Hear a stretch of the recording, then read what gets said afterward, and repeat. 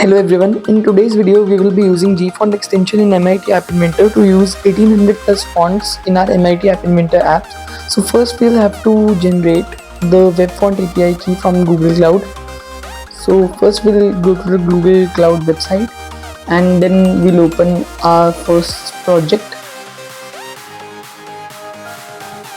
After that we'll go to the enabled APIs and we'll search for the Google Web Font API. As you can see, this is the API which we have to enable. Then we will enable this API.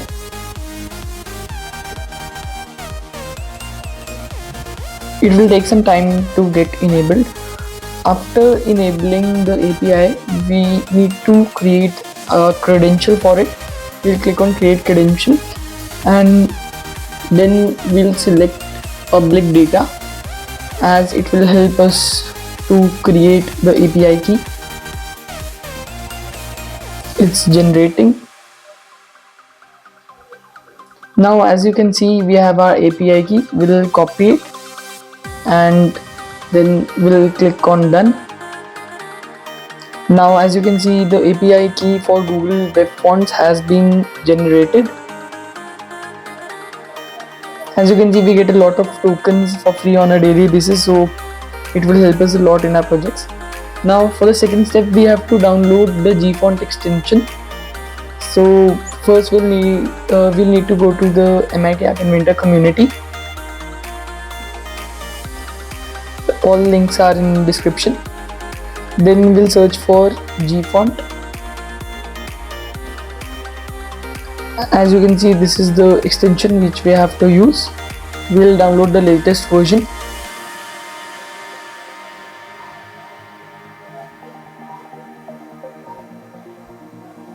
And now we'll configure our app to use the GFont extension to use MIT App Inventor fonts.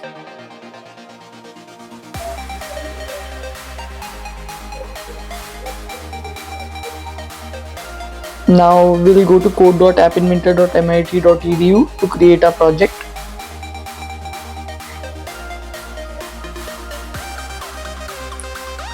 After logging in, we'll create a blank project and the name of the project I'm writing is GFont. Yes, now we need to create the UI for our app. So first we'll change the title of the screen to fonts, and now we need to import the extension.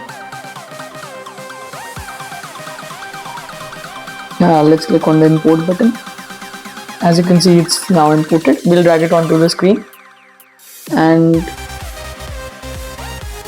now we'll start creating the UI. We'll add a button and we will change its name to select fonts.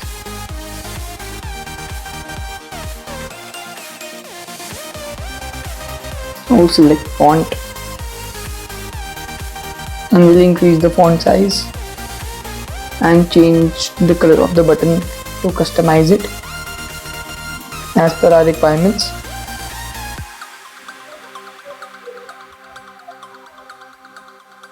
Now we'll add a web viewer and we'll customize it so that its height is filling the parent and its width is also filling the parent window, that is the screen.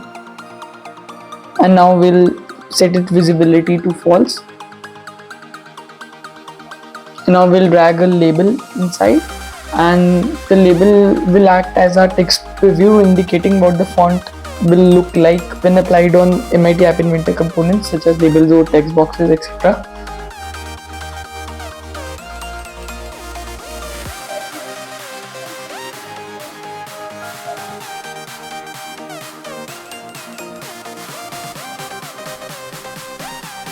Now let's add the horizontal arrangement just for space so that the UI looks good.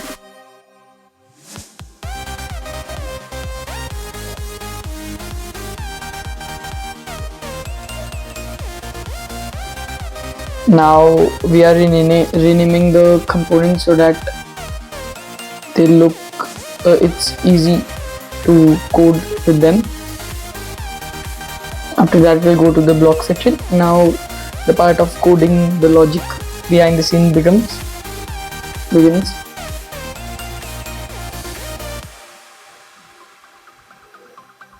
So first we'll have to add a event when we will click the button and when the screen will initialize.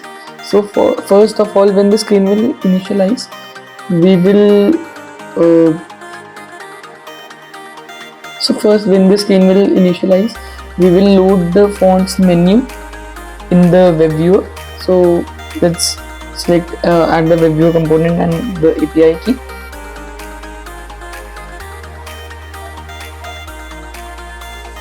Now let's add an event for the clicking of the button. When we will click the button, we will want that the rest of the components, they are hidden. The button is hidden and the rest of the components become visible, so that we can select the font. So we'll set the visibility of the font to be false. The visibility of the space also, it should be false, and the button should also be false. And we'll make the web viewer visible because it is the place in which our fonts menu has initialized.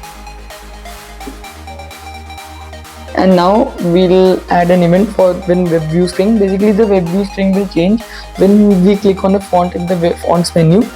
So we'll try to get the font URL.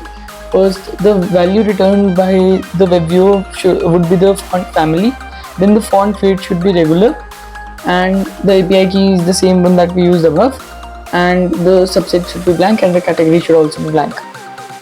And now we'll add an event that when the URL of the font is returned, first now we will ask it to download the font. So we'll click on download the font and the font URL will be its parameter. And now when the font has downloaded successfully, we will apply the font to the text preview. So we'll go to apply font and the file path will be the one that is returned by the download component.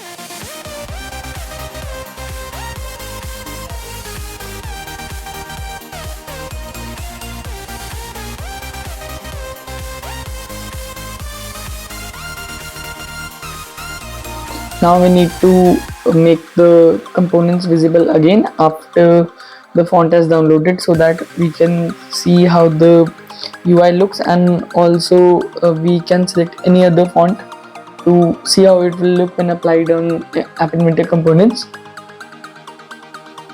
Then now we'll clean up the blocks. As you can see, we have successfully arranged the blocks for the app. Now we'll build an APK so that we can test it on our device.